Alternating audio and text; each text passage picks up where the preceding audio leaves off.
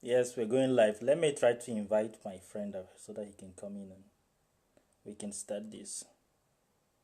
All right, okay. Yes, Mr. Abang, come in. He invited. Good evening, everyone. We're coming back to discuss the election today again. So feel free join us live and share this video as much as you can, as much as you want. Share it. Join the conversation. Leave your comment and leave your opinion. We're going to discuss Nigerian election today. So my friend will soon be on. Welcome, Ket Udoka. You can see you.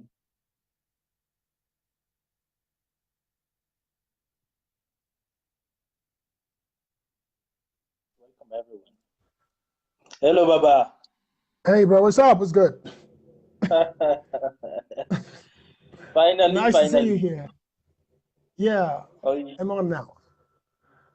I tell you, How this are you doing, thing. bro? I'm fine. I'm great. This whole thing. Hello, Vicky. Hello. Ooh, happy to see you. What's up, Baba? How are you doing with this election stuff, Vicky? How is it doing there? Like, how is the ambiance? Are people sad? Are people angry? Vicky is writing directly from Nigeria. Okay, I hope let so you me don't let go me to get the on go for them. Facebook and see what's going on. I learned that a lot of people went to the village to vote. A lot of people traveled to the Yeah, village and then all discovered that the election was yeah, stolen. And most people didn't even know. Can you imagine? yeah. You know the pop. Please. What's Vicky saying? She What's said I Vicky look saying? like is it me or my friend that looked like Aye Lara? I don't know who is this Aye Lara. Do you want to so I look like Aye Lara. Why do you say that? Who is this Ayelara guy? I don't know this guy. I think the guy is a born enemy. I don't know. The guy is buzzing on the internet right now. I don't know what he's doing, but I don't know. He's posting Okay, so many controversial stuff. I think I added him recently on my friends list, and all of a sudden he disappeared. okay, I stopped seeing his post, and I don't okay. know why. How is it over there in Paris where you are? Man, it's cool. It's cool here. I went sporting today. I made a video and I refused to post it. I was very angry. Yeah, I made a video also in the morning with I went to a kebab shop with the guys in my around my area and we went to Hmm. have kebab, some Nigerian guys. And I was asking them what their opinions were and the guy replied with a very funny answer, but it's actually true. The fact that Hmm. some people did not expect that next week Saturday would be the election day. And so Yes. their weddings are going to be canceled. You know, Nigeria, Cancel. Yes. every Saturday, burials, and yada, yada, yada. So this was one of the points the Thank guy you, Vicky. pointed I out. know you're joking. Of course, I know. I know you're not serious. Sorry, is our friend who is interacting. She's leaving comment. That's It's nice. Vicky. Uh, Thanks Yeah, go on. for coming on, Vicky. And please share the video, guys. Share the Yes, video please share and the get more video. young Invite your Nigerians friends and just keep dropping to your come comment and keep join us. interacting with us. We need to get this topic fixed and you know. Yeah, so you were saying people cancel their wedding. So no, the idea it's he said to me, look, this Mhm. election now cost plenty wahala. Given that Mhm. next week Saturday Mhm. is going to be the elections, and nobody ever thought it was going to be next week Saturday. And so if there was a wedding that was put on that day, or a Yes. burial, or whatever it is, it's going to be crazy now. Mhm. So it's a disaster. It's a colossal failure from the part of INEC. It's a shameful uh, performance by the federal government, the Buhari-led administration. The question is, you know, did you watch the little interview with, there's a lady who interviewed Mahmoud Yakubu, the INEC chairman, a young I lady watched who it. interviewed him about the election, whether there's any chances that they might postpone the elections or. Mhm. He said, look, they've been working on this for 4 years and they are Mhm. ready. and that I think I wrote that somewhere. Okay, Wait, let me read his even, comments. I'm trying to look for the video now, sir. Yes, I think I wrote that somewhere. It says the lady asked him if there was any possibility to cancel the elections. He Yes. says, I quote him, if there was any possibility, okay, where is it? I can't see any possibility of postponement. We've started these a long time ago. We have gone ahead with our preparation and there's no possibility of postponement. He added, Yes. INEC is not even contemplating the postponement of the 2019 general elections. 16th of February and 2nd of March will be the dates for these elections. I mean, he was confident about that. He was And confident about it. today, very confident, and he talked as somebody who knew, who was in What he charge was of saying his, yes, of the he was in situation. charge of his situation. He knew what he was doing, and he's competent. And we believe that as Nigerians. Where Yes. there is, Wait, where there wait, is a wait, foul, wait. Here's the video, sir. Let me play for people so that they will know that these people, I don't know what game they are trying to play. yeah, Wait, they're trying to outsmart us. listen, just listen carefully.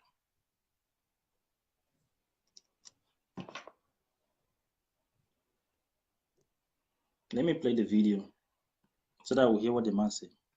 Good. Yes. Given this level of preparedness you have expressed, is there any possibility of postponement of the 2019 general elections? I can't foresee any possibility of postponement. We've started this long ago. We have gone ahead with our preparations. There's no possibility of postponement. Absolutely. INEC is not even contemplating the postponement of the 2019 general elections. 16th of February is for the national elections, and the 2nd March for state elections and the FCT, and we're prepared. Good. Given this level of You preparedness hear what he said? expressed, is there any possibility? He was confident about what he was saying. And what we Yes. had this morning and yesterday is a complete U-turn from these, I mean, confident statements of assurance to the Nigerian people. Yes. I mean, To a big disappointment. what do those guys take us for?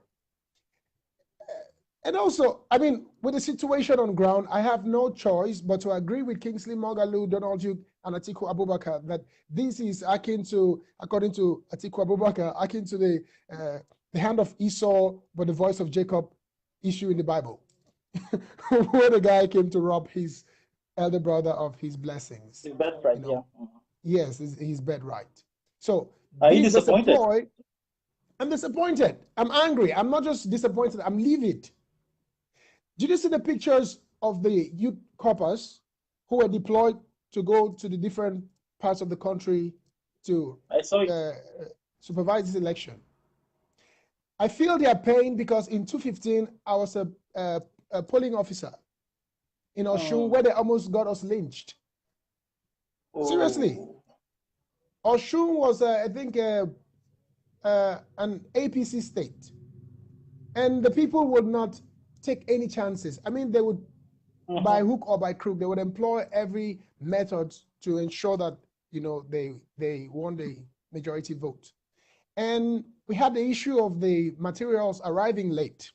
And we were going to be lynched by the youths who thought we were trying to play smart on them. If nobody say, I sabi talk, sweet mouth, this diplomacy thing, where they bomb me with, you know, I spoke to their parents, the elders, and said, look, your children are also somewhere else in another part of the country, serving the country. They're just volunteering because we're not getting paid as core members. And how would you feel to hear that your son or your daughter got killed somewhere in Akwa Ibom or in Kano? So call your children to order. And where there are elders, my people say the elders cannot be in a place and then they, this translation from English, it might lose some of its meaning unless you're from my place. It says they in the process of making palm oil, the palm kernel doesn't get burnt. If the elders are there, they would make sure that they get you know, they look at it. So we're about to be lynched in front of these guys, in front of you guys. So call your boys to order. And that's how we got saved. And to top it all, Yeah. we, on the eve of the elections, we were dumped in a primary school in the middle of nowhere. And we slept, there was nothing to sleep on. We just made ourselves, we just look for whatever you can sleep on and sleep. You could sleep on a desk or on the floor or mat, whatever you had. Some people slept outside, some could not sleep. And they got us stuck in a bus like a bunch of sardines and dumped us in one rural place. And then the lines that they gave us to call the emergency lines were not going through. So that's how we abandoned for about 48 hours. And then the election process finished about 2 a.m. And then we had to make our way home in a stranger's land, in a place that you know nothing about. So I'm from Cross River, I'm in Oshun now. Yes, 2 a.m. and I'm walking in the middle of the road to nowhere because there are no cars and there's nothing. So you can, from the pictures that are on Facebook now, you can see the kind of pressure, stress, and risk our young people are going through just to serve this country. And then when a Nigerian stand up somewhere and say, hey, I have no faith in this country and I do not pledge to Nigeria, my country, any longer to be faithful, loyal, or honest, you think the person is crazy. These are the things that culminates to what we have as Biafra agitation. This thing might seem trivial, this postponement of the election. It's not trivial. No, it looks trivial. It's only trivial to people sitting in Aso Rock. But you see, this thing can contribute to people getting mad in the entire country. You see these little things like no light, no water, police harassing you on the street, election, everybody is expecting something. There's nothing is working in order, you know, like nothing is functioning. In short, it's a huge national disgrace, actually. This is a very huge embarrassment. It is. If you look at the BBC Pidgin in Ghana, the Ghanaians are mocking Nigerians. You know, our fight on jollof rice and everything. They're saying, oh, Nigerians, jollof rice will not fit cook, election will not fit carry out. Waiting will not fit do. This is supposed to be the biggest country in Africa, population size, the largest country in Africa. My friend. Daniel, you guys sit down. May they go back well. My friend. My big professor friend, Jim Vincent, he sent me a post this evening about the failures of the sleeping giants. The giant, the supposed world power that has no power. Supposed superpower that has no power. Exactly. I'm not ready yet. Africa. Who giant of Africa that is sleeping? Oh my God, that country. So it's a disaster. Things like this frustrate the entire nation. You know, you're losing faith in the entire system because nothing is working. You know, in a positive way. People are, you know, the church, everything is just. I was thinking about it. I was so frustrated. I said, I don't know what to do with this country. Honestly, I don't know what to do with this country. And now they're postponing it to next week, Saturday. And then there is Nnamdi Kanu issue again with these people. I received messages. I got messages from people yesterday. I think people failed to watch the video we made yesterday. People didn't watch some of the ideas. And I think I watched the other part we made about people getting to understand really what they need about our country. I think there was a little bit of noise. People didn't get it clear. So let me just make it quickly here, then I'll give you a chance to continue with talking about. All right, Baba. I just want to make it clear that we are not against the Biafra movement or any Igbo man. I posed this question yesterday. I say, ask yourself, who in Nigeria is enjoying it? Good water, good road, good school, good education, good hospitals. Nobody is enjoying all these things in Nigeria. Nobody. So, but how is it possible that an Igbo man, a Hausa man, Yoruba man, the rest of the minority were all suffering the same problem? How is it possible that an Igbo man managed to turn this situation to make it look as if it's only Igbo people that are the victim of that country? This is my question to you. Just try to understand. How did you manage to turn the entire situation around to make you look as if you are the victim. We are all victim in this system. We are all victim of this mismanagement of the government mismanagement. Nobody's enjoying the country. Nobody. So you make it look as if you are the only one suffering in the country, as if you are the only one suffering from ethnocentrism, as if you are the only one suffering from the as if you are the only one suffering from the Hausa man. Look, the Hausa man, an ordinary Hausa man is not your enemy. Your enemy is the Nigerian government. You need to identify precisely who is giving you that problem. And the earlier you identify your enemy, the better it is for you to channel your energy towards resolving some of this problem. I tell you that the problem we have in Nigeria is not about all these things. We need to hold our government accountable so that they can solve some of this problem. They are in the right position to create a cultural revolution, a nation transformation program that can be able to, stop all these problems that we are facing every day, but they are not doing it. So we as citizens, we have the responsibility to hold them responsible, hold them accountable. But if we turn against each other and start killing each other because our government are messing up, I don't even understand that. Use your upper very well, because Nnamdi Kanu is using Nigerians. He's using all these Igbo people, using their destiny to shine himself. Ask yourself, what deal did he sign with which government? Is it the referendum, or are they giving him a separate nation? He said, give us Biafra or dead. That's what he said. Now he's telling us that the deal is signed. Who did he sign the deal with? Ask yourself this question. This guy is working for his pocket. Don't come and attack me. I told you yesterday that a lot of people lost millions during the stay-at-home strike that they did. Stay at home. That's right. So many comments, so many businesses, a lot of people lost millions of money because that day, every buying and selling stopped. People stopped using. A lot of shops were closed. So transaction altered. That's not a very smart thing. And who is suffering from this is the poor masses. The Nigerian government is not affected by this. Nnamdi Kanu is not affected either. The people that are suffering this are the traders, are the poor masses that are suffering from this. I also gave you another example of South Africa yesterday.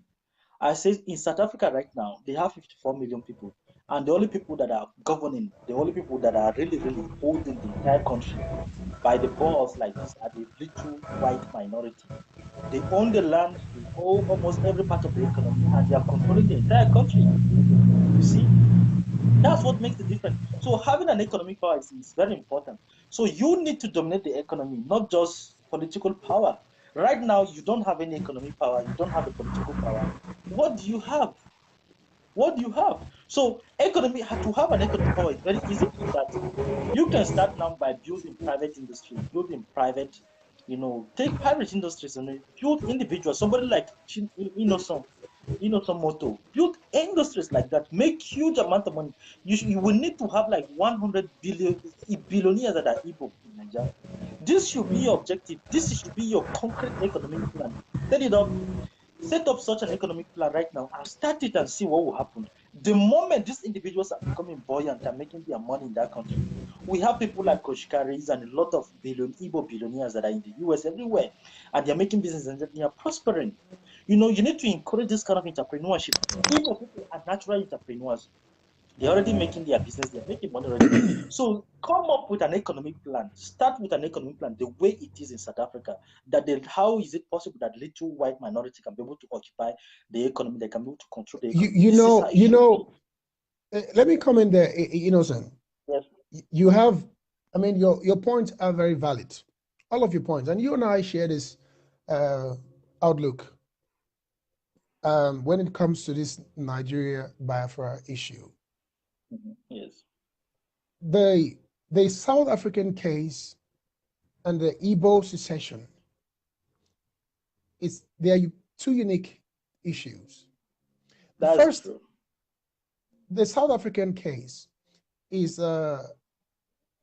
apartheid at its worst, at its worst case scenario. The Boers, this minority white people, if you read the South African history as much as you know it, they were in charge of the whole political, economic structure and what have you. And your black majority, making up about 80% of the people there or more, had just 13% of the land. I mean, the means of production was not in their hands. And then, but they thought that political power and redemption from this oppression or this separation that these people are practicing, separatehood, appetite, that's what it means, separateness, separatehood, would give them, they could translate this political power into economic power. But it doesn't work that way. Yes, the white minority relinquished power and gave them that political power, but the economic power stayed in their hands. How can 7 to 13% of the population own 70% of the land? 80% even, 80%. You see, how can 7 to 13%, between 7 to 13% of the people, how can they own? And wealth is generational. It passes through the same hands. Exactly, they pass it through. Just like poverty. And the black South Africans are suffering. Yeah, just like poverty. But the Igbo case here is a little bit different. What Nnamdi Kanu and the likes are doing are using this as a yardstick to stir up Igbo nationalism. Okay, making it look like the issue that we all have as Nigerians, okay, the poverty that hits everybody in that country. They capitalize on that to project their Igbo nationalist ideology. They are not different from the Yorubas who think they're superior or who think they're first in the land or smarter than everybody else. They are also not different from the Northerners. You see, the problem, the whole idea of Biafra, it's not just economic redemption or economic freedom or independence. It is a nationalist movement. It's an Igbo nationality. It is an Igbo nationalism at work. So when they say Biafra, Biafra, Biafra, those of us who are not, look, I respect nationalism. Okay, I do not want any tribe to lose itself, its identity. Okay, it is what makes us beautiful as Nigeria. It's the mosaic that's Nigeria. It is what makes us beautiful. But when one tribe wants to stand tall ahead of the others, or above the others, it doesn't work. The Igbos are guilty of that. The Hausas are guilty of that, and the Yorubas as well. True. These three dominant tribes. So the reason why I do not support the Biafra movement are those two reasons. First, it is not a movement for a federation that would have equals in the Biafra, the new Biafran state. It is an Igbo nationalism at its core. How about the minorities living in the Igbo land? Yes, and what will happen to them? What will happen? Thank you very much. So yesterday I said, from a realist perspective, that we cannot be certain of what the Igbo majority would do in a Biafran state, with them being the majority. So that's not our problem right now. Our problem is to come together and try to see how we can build, we can have growth, economic growth, because economic growth is what translates into the freedoms, the liberal freedoms that we enjoy. You see, it is what ensures that democracy is sustainable. It is what allows the rule of law to stay put. Because the people in Nigeria are poor and hungry, the vast majority of them, so the power seat becomes a do or die affair. And then the average guy is not safe because the shops here in Cyprus have no security. They're glass shops everywhere. You cannot have a glass shop in any Nigerian street. Not even the federal capital. These guys go to sleep. Yeah, these guys go to sleep and their phones and clothes and everything are in glass shops. I'm ashamed to say this, but it's the truth. So it is an economic problem that a little bit of the nationalist ideology, the superiority complex, the Islam and what have you, all these factors, these are a confluence of all these factors that has contributed to the weakening of our social cohesion in that country. So what do we do as a nation? First of all, is to identify where these problems are actually coming from. We need to identify it. Our leader are failing us. That is very obvious. But what will happen when we turn against each other, start killing each other, like kill each other because It we're not doesn't take happy us with our anywhere, leader? man. It doesn't take us anywhere. And then there's one individual who is there, manipulating the entire population, profiting from their frustration, turning them against each other. That's right. That's right. Somebody like me, some of my family members are married to Igbos. I can't just imagine them saying, "Hey, we're back. We're going to Biafra land," and then me, okay, I'm coming to Biafra there. I need to ask for visa. Come on now. Even in Nnamdi Kanu is a Pan-Africanist. Yeah. Me, Zig of Africa. Zig of Africa. I tell you, that's how he was known. Waiting. He's friend with Kwame Nkrumah. They are just this generation of These were Pan-Africanists. These progressive revolutionaries. I'm waiting right now, as we are, immediately after this video, I'm waiting to hear what agreement. I'm eager to hear what agreement Nnamdi Kanu got signed. I just hope that he's not playing it again. No, I don't. Use the destiny to shine again. What deal? Who will sign a deal with him? Do you think Peter Obi and Atiku signed a deal with him, telling him that, okay, listen, tell your people to come out and vote in mass because you have a voice now. If we become the president, we'll give you so. And did you think that's what happened? It's the U.S. government, maybe, or the British government. What kind of agreement would they sign with him? He's stupid. Look, the guy is stupid. The guy. Something came up today in the news today. He said the cancellation of the elections, I think through his spokesperson in Abuja, was due to his late call off of the boycotting of the election. That's what affected the election. You can see this guy is a clown, big clown, and it's a pity for us, Nigeria. Until we grow from the idea of an Igbo president, an Igbo man wanting to be president, a Fulani man wanting to stay there forever, and a Hausa man wanting to, a Yoruba man thinking he owns that place.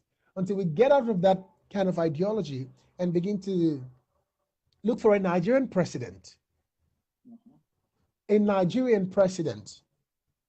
individual who will be a Nigerian president, not an Igbo president or Yoruba or Hausa or a Fulani president. We will never make progress in that country. Please, I'm trying to speak to our audience now. Please, you can go in on to YouTube right now and subscribe to the New Age African Intellectual group. We have a YouTube channel dedicated where this conversation will be posted there. And a lot of people are going fast to subscribe. Subscribe, but if not, you're not going to heaven. let me do like the Nigerian pastor that will ask people to get them to do things that they want. No, subscribe, just support this channel. We are trying to bring in, political talk, and drop your comment, drop your opinion. We're going to read them out. And then that's how it is supposed to be: interaction, dialogue among us, dialogue. Why? Through mutual respect and discussing this national issue. I don't know what effect will this election have on Nigeria and our reputation, but it's very negative. Victor, that's right. Nigeria is being studied in, is it one of the European universities? I think, I don't know. I can't remember the name. As a failed state. Yes. Already. In South Africa as well, the country is being studied as a failed state. Now, the problem with why Nigeria is the way it is, first is the fact that young people like yourself and myself are excluded from the decision-making process. Yes. This gerontocrat, they don't even know they're suffering from this. Okay, you never grow in the eyes of a Nigerian parent, and they take this to leadership as well.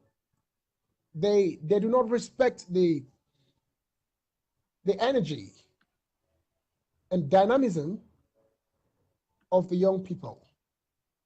No, they don't. They don't. And until the decisions that are taken in Aso Rock, at the National Assembly, and across the state government houses include young people. Yes. will hardly make any progress. We There won't is make any very progress. The poor way things are. political, yeah, there's very poor political literacy among the vast majority of Nigerian youths. They don't, they don't even know how their country, you know, how their country started, many of them. They don't care about who makes the law, why we have what we have. And the part of the reason that history was not taught us in our primary school and secondary school, Nigerian history. It's a big that's also another big reason why we have what we have today. Most of the people didn't study history, social studies and current affairs. These courses are not, they're not given priority in our schools. Can you imagine that I didn't know about the Civil War until I became old enough to think for myself. This is what I knew. My granny would tell me during the Civil War, we ran during the Nigerian Biafra War. We were running like animals in the forest and eating cassava leaves. She told me there was no salt. Then people got pale, they had no salt in their system and stuff. So the diseases that, kwashiorkor and stuff. And I would be so baffled. I was about 5, 6, 7 hearing these stories. I'd be so baffled. Then I'll say to myself, because I'm Nigerian, they told me I'm Nigerian when I was born. I'd say to myself, what country was that? That country, those guys had nerve, the guys who came to fight Nigerians. Because I'm living alongside the Igbos.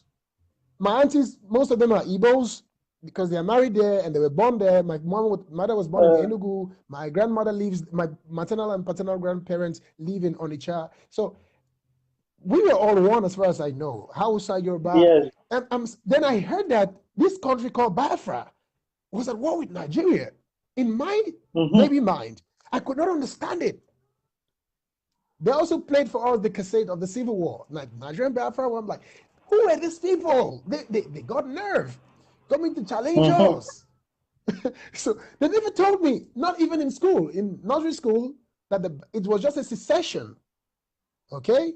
The people from my area where I'm from wanted to leave the whole arrangement of the Nigerian state, and that caused a war. Simple. They just told me it was a Nigerian Biafra war. Until I grew up to read for myself, then I knew what this was, secession. What that means.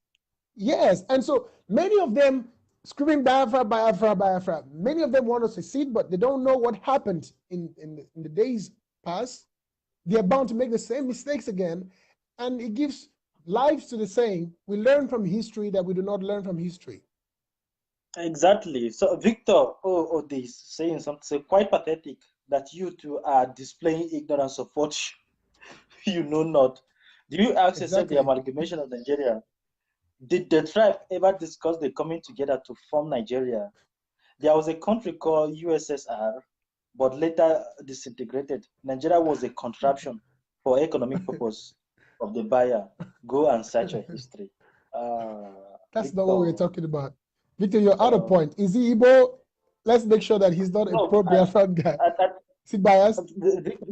Victor is Igbo, certainly. And he's discussing Nigeria and Biafra movement. He thinks we're ignorant of the things we're talking about. Yes. Ignorant of the history, and Nigeria is an amalgamation. He's regurgitating the same lies that Nnamdi Kanu is feeding them. Look, my brother, not to offend you, honestly, not to offend you. See, nobody's tying our hand to progress. Nigeria had the opportunity, 100% opportunity to develop that country. We had our destiny in our hands. It doesn't matter whether the British are indirectly trying to exploit us or how many shell companies are there in Nigeria trying to steal our oil. We had the opportunity to develop that country, but we messed it up. We messed it up. I think squandered our resources. Anyway, should stop looking for fault and looking for scapegoat and calling the Brits are doing this. We are already doing fine as a country. We are doing fine the way we are. It's just that there are certain things that we're not doing right. You see, the only industry right now that is working in Nigeria is the music industry and the church. if we can handle other industries that way we are doing with the music industry and the church, things will be fine. We have our this in our hands. The British they actually did us good, actually. Our diversity is our strength in that country. So if you think you know the history of Nigeria better than us, and you think it was a contraption for business and anything whatsoever, it was anyway, that's your opinion, though. That's your own No, opinion. no, look, we respect your opinion. Is it Victor you said his name was? We respect your opinion, and we know why you're coming from where you're coming from.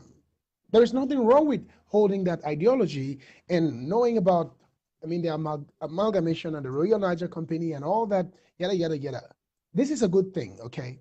What I was saying is, I did not, as a child, okay? I'm not saying now, as an adult or when I was able to read for myself. I said, I'm holding the Nigerian government, you know, accountable for the failures among our young people. The fact that we do not have any political literacy. It's a function of the failures from our leaders, the Nigerian state. When That's people very like you and true. me, innocents, were born, early 80s, late 80s, early 90s kids, these millennials, we were born in a time where the military was very powerful in Nigeria, and it was Yeah. dictatorship. Only people who were born before us, our parents, saw democracy. And at the time when we were born, you were censored. You couldn't say some things. You couldn't hold some meetings. And we grew up in that time up until now. And so when democracy finally came, during our transition from military to democratic governance, we knew this age, the millennial age, knew nothing about it. That's why Yep. people who are making waves now in government are those who were maybe privileged, had parents who knew, who were helping them out, teaching them these things and getting them involved, or those who were born before we were born. Okay, so the vast majority of Nigerian millennials do not understand Nigerian politics. They can discuss the history of the First World War, Second World War, the Yes. British Empire, the USSR, but they do not know anything about democracy. That's And true. we were even born shocked. We were shell shocked when we were born, but we didn't know it. I'll tell you how we were shell shocked. A couple of months ago, I saw a video surfacing from Palestine, where the kids play these war games. The Palestinian kids are the bad guys. I mean, among the Palestinians, not Palestinian and Israel. So they play a game Yes. that we used to play. The Palestinians are the bad guys and the Israelis are the good guys. So the Israelis, they divide themselves into two groups. The Israelis will come as the police, the military, looking for the Palestinians who are the bad guys. These kids were born in a war, this Gaza Strip, all these places where Israel is shelling them and limiting human rights there, not giving them freedom. I mean, they are like in an open prison. So, and the state of Israel is encroaching gradually and taking Palestinian land, and the people think that they are the bad ones. So they were born to throw stones, learning to throw stones, fighting the Israeli military, and they're shocked. You and I don't know if you've ever played Waskata. You weren't born in the 80s and early 90s. Did you play that game? When you come Yes, back of from course. school, you pull off your uniform and then get a gun, divide yourselves. The film was not interesting if they were not shooting anybody. They didn't shoot person, the film not tough. I have to never die for this film. It was Yes, all a now. part of yes, it was all a part of the Civil War mentality. Children today don't fight at school anymore. Like, I mean, the taekwondo, not bullying. Like, I mean, set yourself in groups. I'm this tough guy Yeah. and all that. That's Civil War mentality. When you send your kid to school, they go to school and come back now. I mean, they don't fight and do the whole armed robber police thing and we're fighting, playing war games. We were shell shocked and we're not informed or educated about our history, what caused the Civil War. Even the people agitating for Biafra do not know so much about Biafra. A lot. So what we're saying is we need to calm down and think. Our problem is mainly economic. And it is spilled into all these other areas. That's why these people say, oh, you are the problem, you are the problem, I gotta go away, I want to leave this arrangement. And what Innocent and I are saying is that it's not leaving the arrangement. that will solve the problem. You will still have the same thing. And I think that the best way forward is to, pull in our resources, pull in our energies, our ingenuity, what the Igbos can bring to the table, and with trust. Like our national anthem says, a nation bound in freedom. I think I have to change the bound in freedom, because when you're bound in something, it's like you're in chains. So we should say bound with freedom, like wrapped with freedom. Bound with freedom. We are wrapped with freedom, not bound inside, because the freedom is like Big Brother freedom. You're That kind of hearing thing. a linguistic student speaking.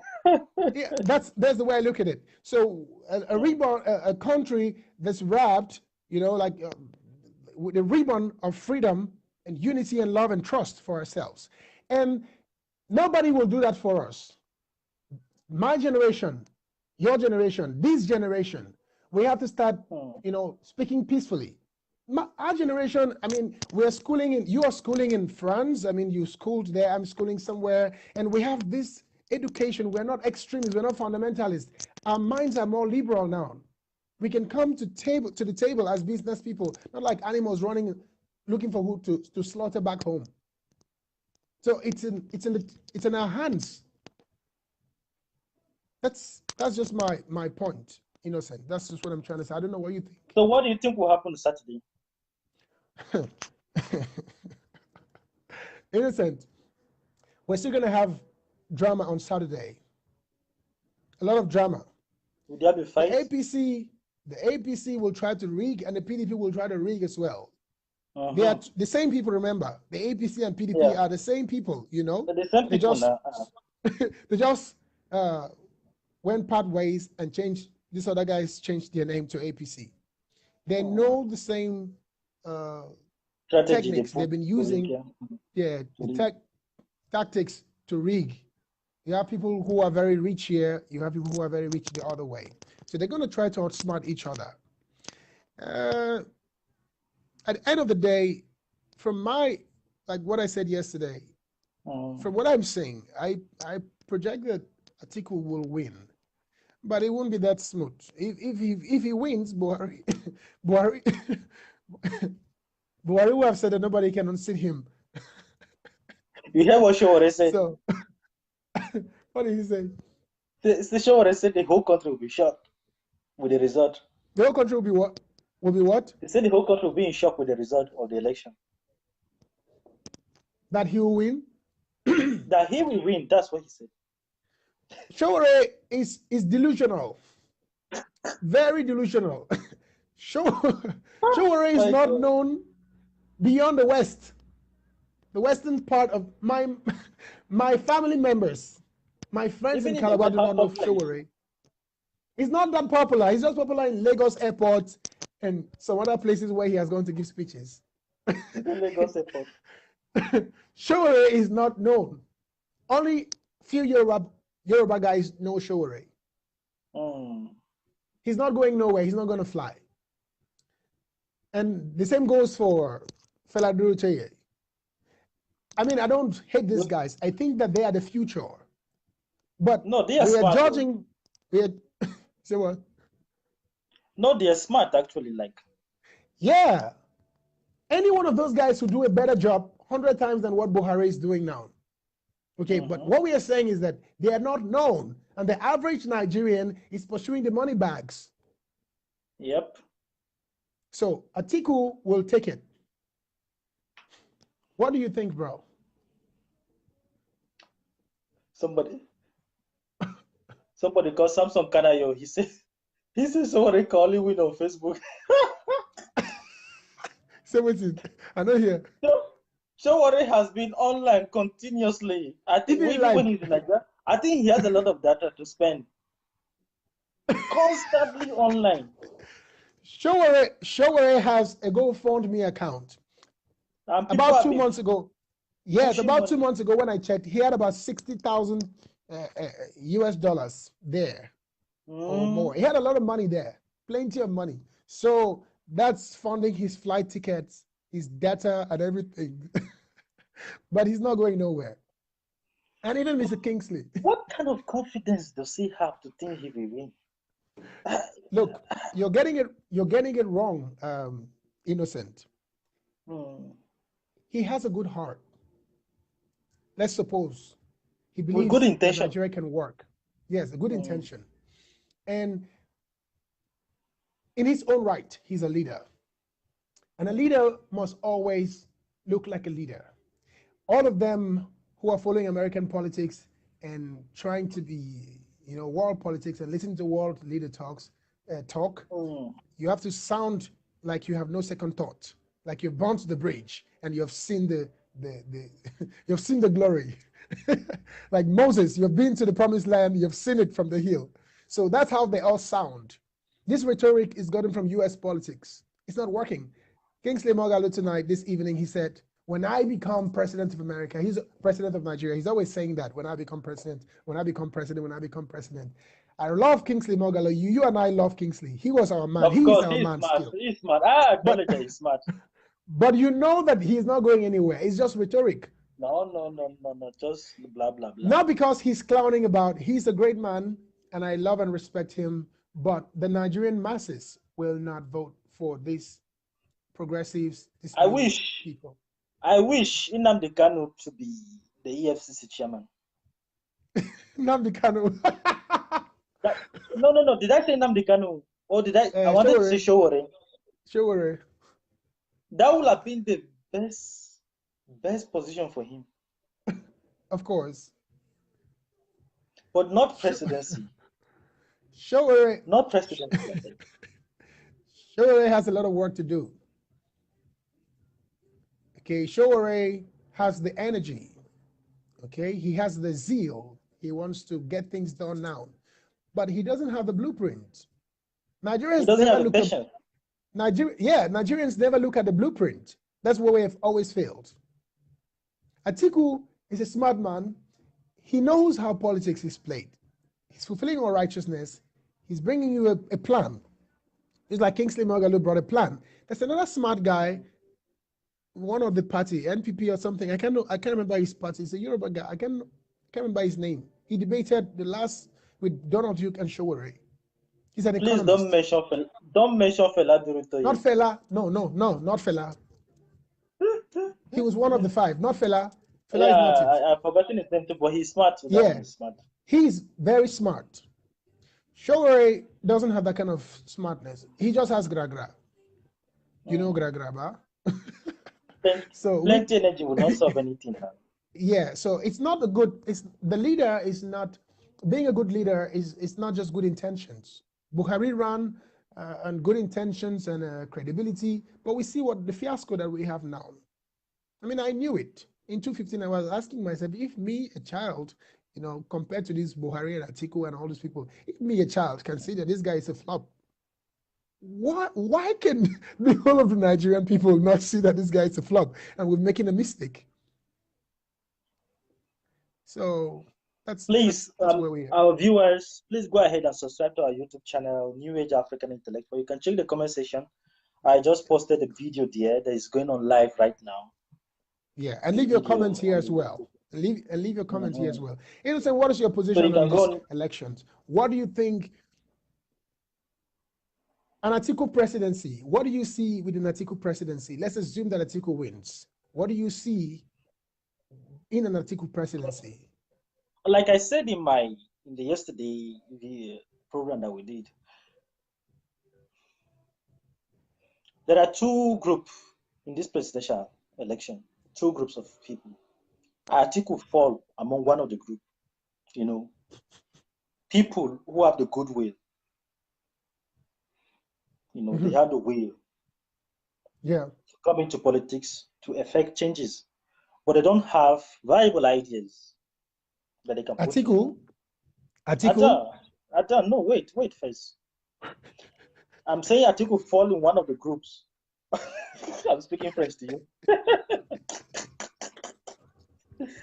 Atiku fall in one of the groups of people there are people who have ideas, but they don't have the will to execute them. Somebody like Kingsley Moghalu The Nigeria is a very rough terrain for him. He has very beautiful ideas. Samson Kana is back again. He said Buhari is not ready for election. Buhari is a man that loves power and he's not ready to lose. Rather, he will That's go right. to violence. And after the drama, Saraki may take over a moment. Atiku and Buhari may fight. That is for That's a the that's a good outlook. That's a good prediction. That's a good Mhm. prediction. Yeah, because That's this guy possible. know It's a Buhari. possibility. Buhari loves power. He loves He's power. He he's enjoys the power drunk. control, the worship he get from the people. So like I was saying that all these politicians they fall into two categories: those Mhm. with the will and those with the ideas. Those with the ideas who lack the will, and those with the will who lack the ideas. The idea. To execute this thing. To execute and to bring changes in this country. Yeah. Somebody like Morgan, if you listen to him, very beautiful rhetoric, and he has proved already. But Nigeria is a very rough terrain that you can't just come in and just start executing plans that you have in your mind. You're going to face a lot of opposition. But somebody like Buhari, who doesn't have the idea Mhm.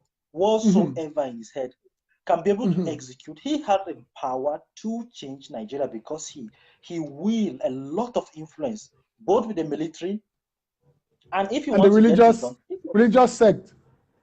religious people too. You see, Buhari commands a lot of respect. He commands respect and he commands fear. That's one thing people need to know. He's not loved though. People don't love him that much, oh. But it's But feared and respected. if Buhari say, she said Buhari, Mary Odia said Buhari doesn't look like someone who loves power. Huh? How can you this say man that has been this man has been on this thing since Genesis. He has been on wanting to before you come were into power. born? Yeah. So I would say, in my personal opinion, my personal opinion, no, I Mhm. know that my favorite person, Kingsley Moghalu and Donald Duke, that I would love that they come into power. I know that they are not coming. So I will not be delusional. I will not be delusional. And for me to say Making me Atiku laugh. should I won't give Atiku my vote, to be frank, because Why? the only positive aspect I see about Atiku is that Atiku is the only closest thing that can ever happen to the Igbo people because he has an Igbo man as a vice president. So it's the only positive thing that can be able to even calm some tension. If Mhm. Atiku become the president, this issue of Yeah. Biafra will calm down small. The Will tension will subside come down. for a second. Yeah. Exactly. Why? Because an Igbo man is becoming a vice president. Imagine if something happened to Atiku and then Peter Obi will eventually become the president. That would be the But that's best of its kind. but wait a minute, innocent. But that's a very Did you try crass to way of call me looking at. Ken? And I was going to call you Ikenna, my writer friend. Ikenna, he wrote this book. Please, you should get a copy if you can. Wow, what's that? The Operative. Opportunity what? It's a crime book, detective. The Uh-huh. Operative. That's the name of the book. He has about 4 books in print now. Wow, So that's interesting. he autographed this one for me a couple of days ago, which I'm going to begin to read very soon. Mary Odia say he sure commands fear. Yeah. Buhari commands fear, okay? And that's not the kind of leader we want in the 21st century. Buhari is the worst version of Donald Trump. The worst, like the worst version of Donald Trump. We do not need a dictator in power. I mean, this guy, he's a military dictator. That's what he is, a coupist. And we still brought him back into power because we don't believe in ourselves. The Nigerian young people, you make up the vast majority of people in the country, but you cannot organize. And I think, I'm saying this again, that this our generation is the dumbest generation that has ever been in that country. It is. I tell you why. 20 years ago, 30 years ago, they never had these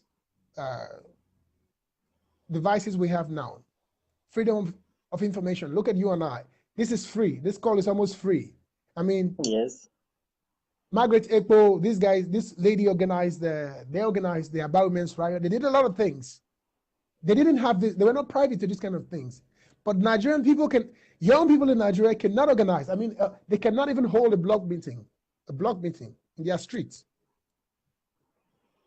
What our young ladies do is Snapchat and Instagram. Not all of them. That's what but they use the social media. Yes, that's what they use. And they want to buy the most expensive phones so they can do all the tweaks they do with their photos and put them out there. And Look then what spend money Christian watching. Ebote is saying. What's he Christian saying? Ebote thinks that Atiku will not win. He said, I disagree, Atiku will win the election. You are underestimating Buhari and the power of incumbency. What do you think There's about no that? such thing as the power of incumbency. Oh, in this election. What happened to Jonathan? In 2015. There's no such thing. The only power of incumbency this guy is going to use is the power to rig. That's all he's going to do. And once he does that, Atiku is more popular than Buhari right now. Yes, he'll be caught up. Buhari will be caught up in it.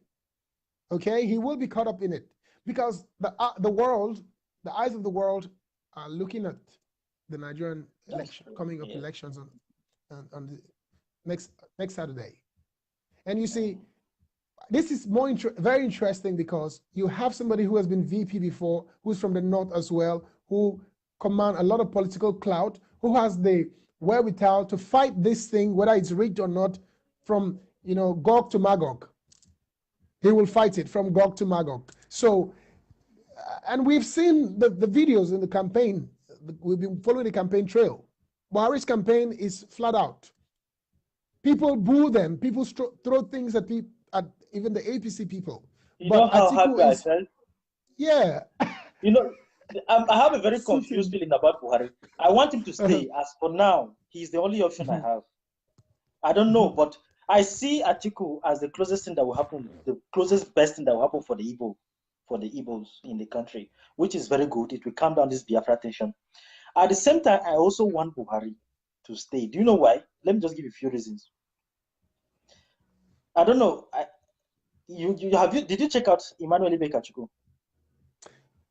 You are obsessed about Emmanuel Ibekachuku. Did you check him out?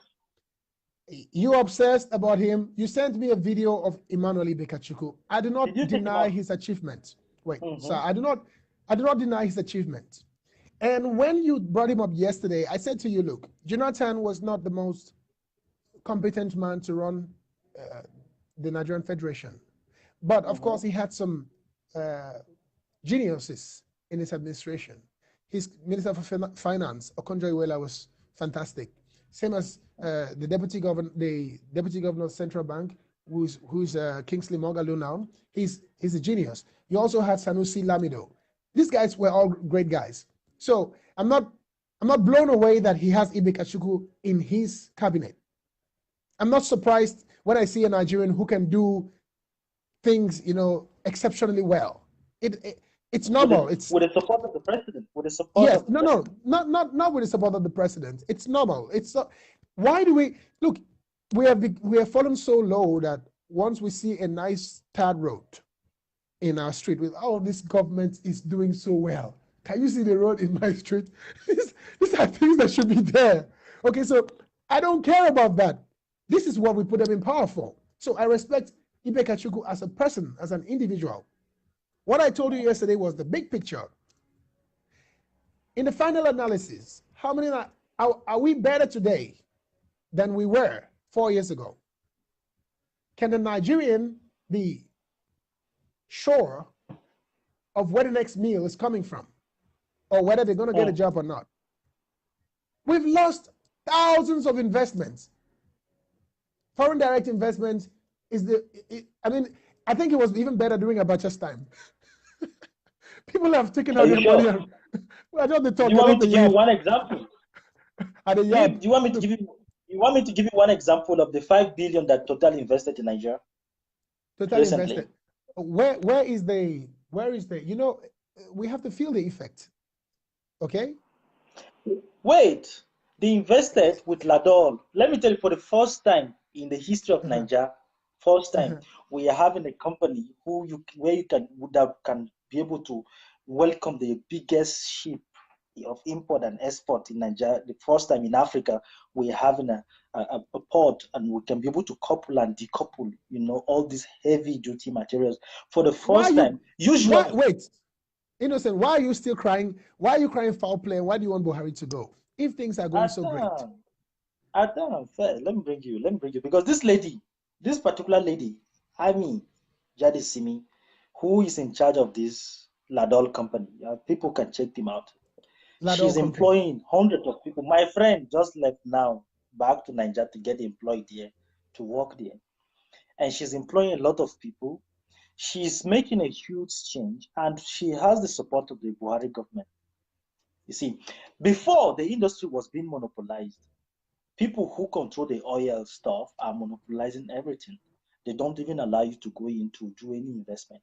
But foreign direct investment, one of the biggest, 5 billion, is not small money for an offshore drilling company. So you're saying, right now. Are you saying that the Nigerian economy is better now as a result of these great strides in economic policies and the restructuring of Shell? What I'm saying is 700 people were employed. They got good employment. 700 people. We are 200 million. We are 200 million. We are 200 million. Innocent.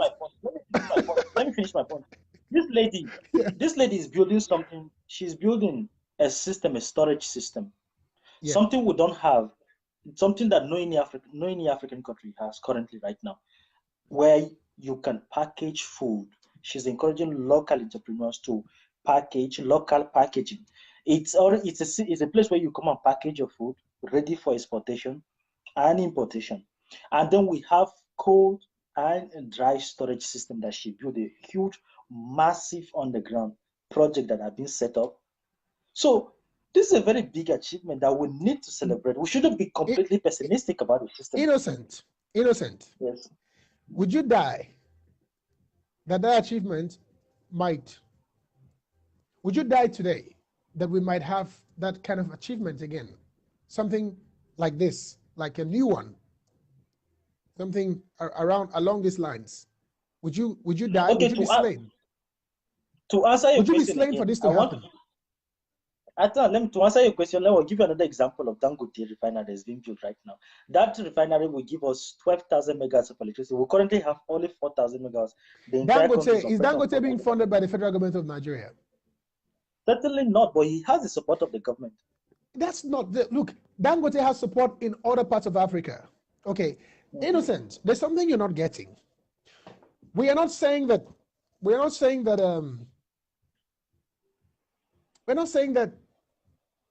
I don't know how to explain this to you, but I need you to understand that if there is progress, that if there is progress, a certain level of progress in a country, and it touches about 2,000 persons, even 100,000 out of 200 million people, that it's not progress. We are looking at little startups. How many little startups that have folded in the past 4 years? Startups. These are the things that I'm saying. You want an economy just like the Mogalu plan of having a particular fund, a $1 trillion. Nnamdi Kanu warriors are here. What's in the dog? Igwe Solomon, his name is Igwe. He said, Nnamdi Kanu, a shame. You must be mad. No, the word is not shame. It's actually a sham. Check the meaning of that word. S-H-A-M. It's not shame. It's not an error. The right word that is written there is sham. So check the meaning. So I'm saying Kingsley Mogalu has a plan to intervene in this in our little startups. He wants to encourage initiatives, ideas, indigenous ideas by Nigerians, people who have something to put out there, business ideas, small startups. And he has a 1 trillion naira. He wants to, decide a 1 trillion naira venture fund, capital fund for that. That's not a bad idea. Because if a few persons are doing well, it does not translate. You are talking about this trickle-down idea. This trickle-down idea doesn't work for me. You're telling me about a successful woman who has employed about 1,000 persons. And somehow that's going to trickle down to the rest of us here. I mean, yes, your friend got a job to work in an oil company, but how many persons in Nigeria has that opportunity? We are looking at good roads, innocent.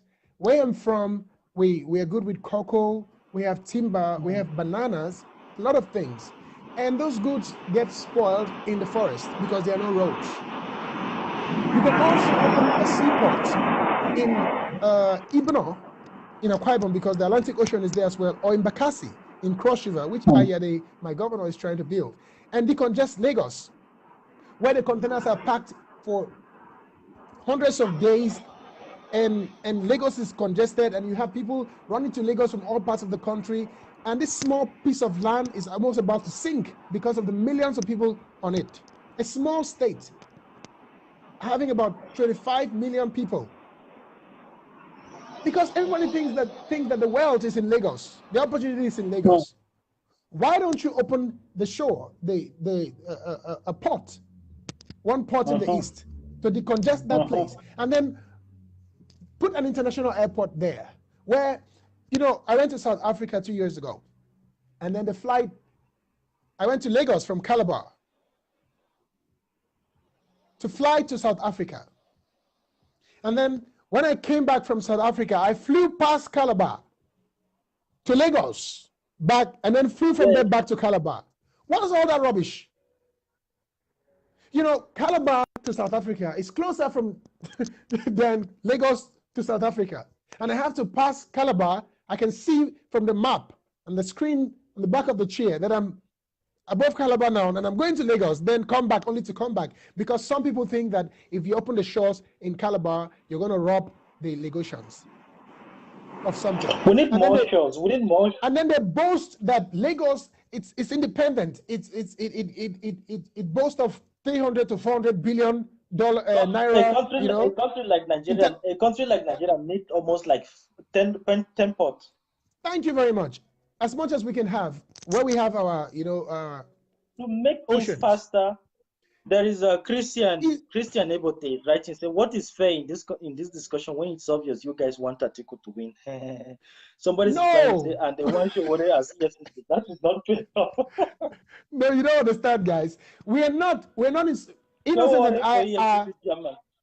Innocent and I are neutral about this. Okay, we're just like you guys who want to see Nigeria work, but we are analyzing the outcome of these elections from what we are seeing on the ground. Okay, our personal sentiments is not part of it. Innocent and I are actually rooting for Kingsley Moghalu, but we are laughing about it now because we think it's a joke. We think it's not going to win. Our candidate is not winning. Our candidate is not going anywhere. So okay, to make this, for us to end this conversation quickly because we are consuming a lot of time, and for the people who are watching us, please go ahead and just subscribe to our YouTube channel, The New Age African Intellectual. I'll share the link on the comment section now. So tell us something quickly. Who do you think should the people go for? Atiku, Buhari, this Saturday? Who do you think will be our president? It's gonna be a tough day. It's gonna be a tough night, man.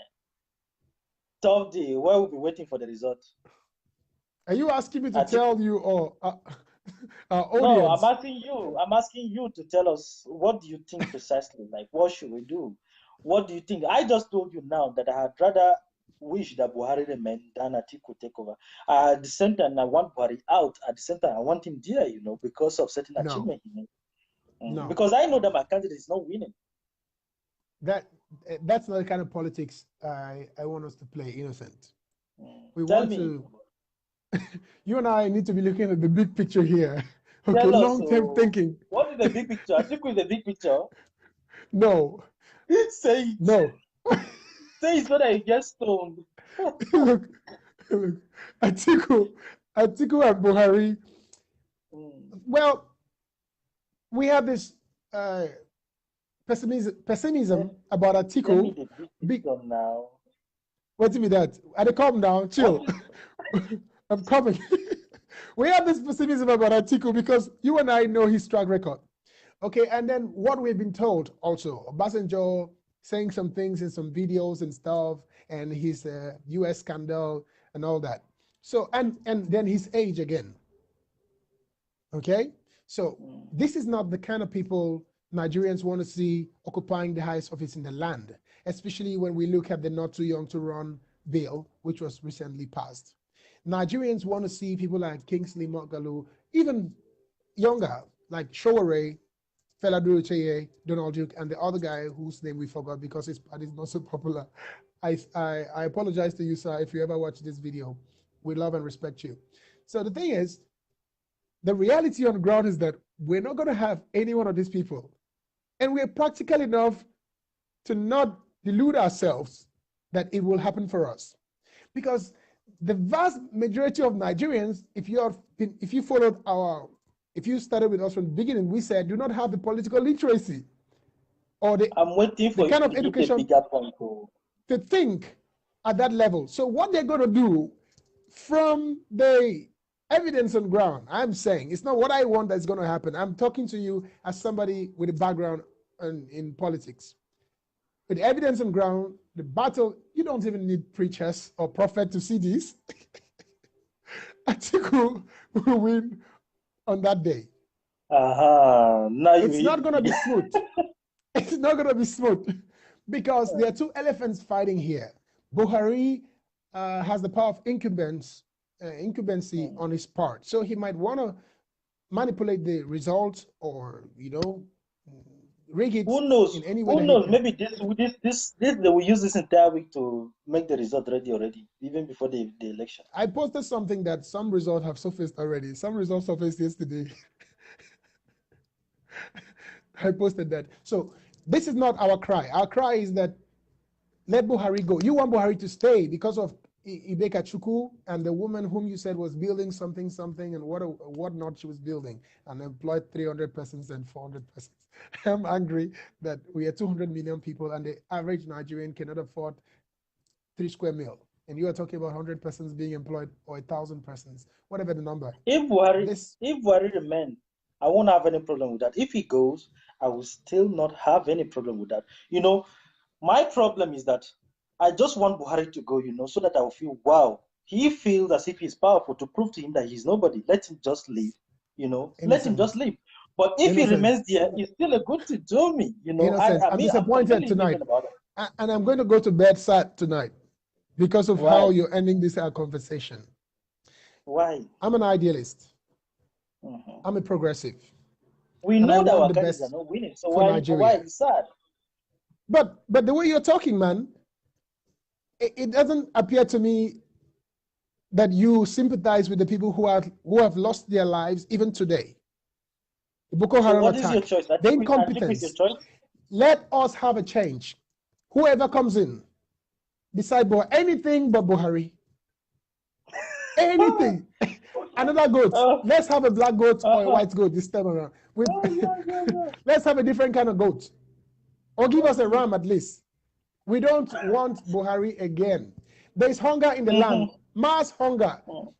Innocent. There's mass hunger in Nigeria and people are dying. People died today. People died yesterday. People are being killed in my state. That I know for sure. Buhari is not saying anything to console the people who have lost a loved one or something. People are hungry. Our economy is going down and you're talking about 300 jobs being created by these people. What kind of thinking is that? Adejimo Champion is telling you that people have been losing their life for 16 years now. All the civil war we had. This Boko Haram stuff, the thing started. I remember when this whole thing started. I think it was 2009 or 2008. I remember. In Jos, one of my uncle has a favorite joint where he used to buy his bread and stuff like that. Yeah. All of a sudden, very early in the morning, very, very sweet bread we buy often. So he was supposed to pass around to get this bread. But that day, I don't know what happened. I think he was delayed. Only to hear that the bread center was bombed. So we started hearing stories of bombs exploding in little places, little religious crises, taking places, people getting killed. My family narrowly escaped from some kind of Muslim family like that they wanted to kill them. It was even a Muslim family who hide them in their house and told them that no, these people, the way they this house, they know they again, wanna leave them. You understand? So this killing has been going on for a very long time. Long time. To me, right now, you need to understand my position. What's your position? I've seen some good things. I've seen some good things about the Buhari government, even though he's completely clueless and he's incompetent. And I want those good things, the reform that is going on right now in the oil sector, to continue. This is my wish, that reform that has started. There are a lot of things. I've been following the man every day about his work, his meeting in Niger, the one he's doing with the OPEC, all the reform that they're doing, because the oil is one of the most vital sector that is bringing huge revenue to Niger. I told you they empowered 100 people recently. They called them and he was able to calm 100 down people. this Niger Delta. 100 people. Yes. You still So annoy I've me. watched. 100 people. 100 people. What am I telling you? I don't know. What am I telling you? We are 200 million, and 90% of your people are hungry. Cannot afford food. Do you know why I say that? 190 million Nigerians are living in abject poverty, and you're telling me about 100 people. Do you know why I say that? Innocent. The progress we've had will be consolidated, just like the BVN and stuff that Goodluck Jonathan brought in and all the things we had in the banking sector. They don't phase them out. We just want a different hand to handle it. The security situation in Nigeria is nothing to write home about. And this is not a joking matter, Innocent. Seriously, let's stop beating about the bush. Whether or not Kachiku is doing a good job or not, we're not going to rob him of that. Nobody's going to say Kachiku did a bad job. He'll go down in history as, one of the persons who revolutionized the NNPC or something. But as it is right now, there are no jobs in Nigeria, and 190 people, 180 million people are living in abject poverty, below the poverty line. And they don't have this access that you and I have, because we are the few people who are privileged, and we can make this call and laugh. Some people cannot sleep at night. Many are displaced in IDPs, and the Nigerian military will fly over there and drop a bomb on them. We have become so hardened that we are even laughing about this thing, Innocent.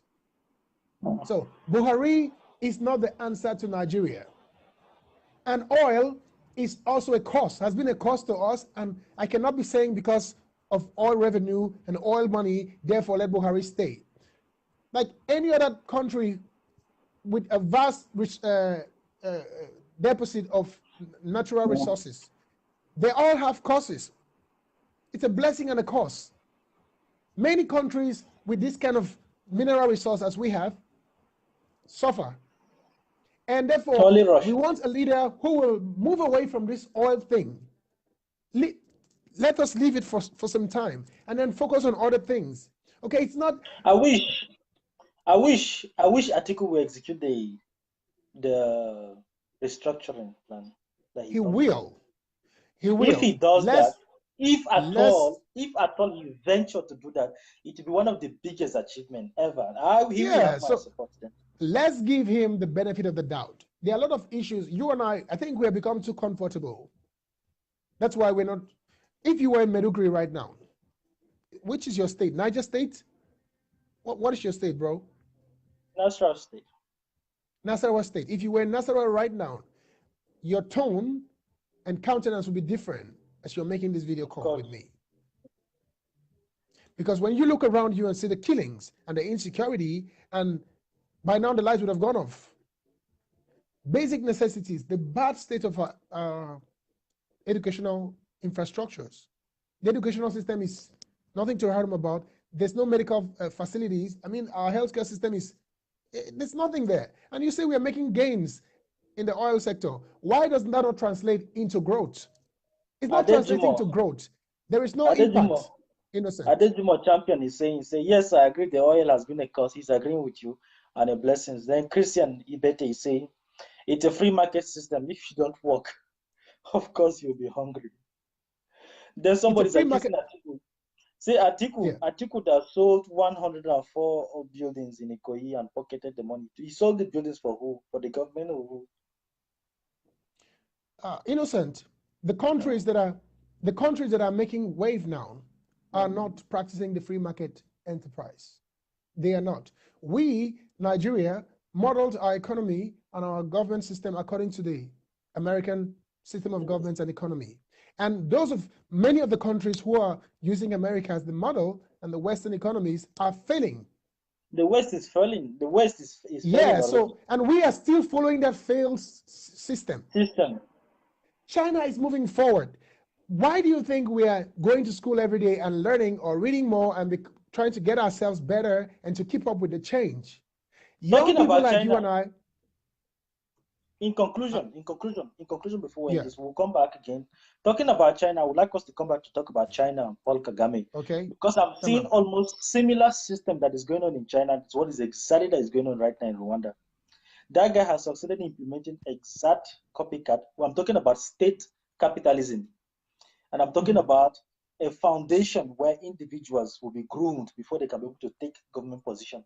That's what Kagame is exactly executing currently right now in Rwanda. So that is beside the topic. Just trying to add this. That will be our next live topic. We'll go on and study the entire country. Right. I was there. I visited the country. I saw their level of development. And that man, even though he's a dictator, I support him 100%. He has my support. Anyway, thank you so much for coming by, Peter Abang. You can leave your Facebook link on the comment section so that people can go in to follow you. And I'm going to upload this right now on our YouTube channel. So please go in and subscribe and leave your comment. Keep leaving your opinion.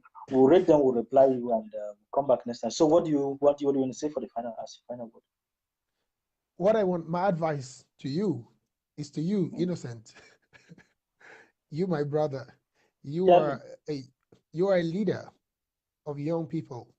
And I want us to be able to enlighten young people about how crucial it is for them to take part in the decision-making processes of our country. Strive, fight, get there anyhow, get your voice heard, and also read, engage, and stop looking at gerontocrats like Buhari, dictators, coupists, and looking at a brighter picture. Let's keep hoping.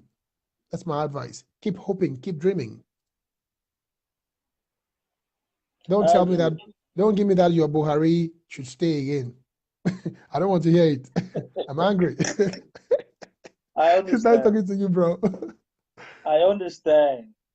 I understand the frustration of the people. It's okay. Yeah. Things will go better. Things go better. That's right. But I don't do. You say you go do it. I will don't do. Say that in French. Hey, no. How can you even say that in French? C'est la fin de la folie. That's why they say in French. Tamam. That's it. Folie, I think it's same thing. Same word in English. Folie. Yeah, the same word. La folie.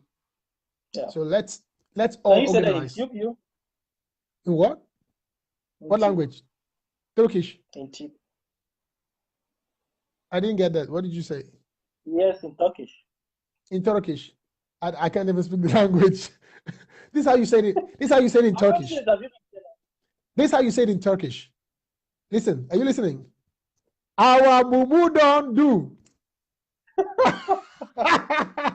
Bye-bye. All right, bro. Good night. Thanks, Mary. I see Mary out there is still watching us. She's still here. Thank you so much. Mary, thanks for watching. Wish you excellent evening. Yeah.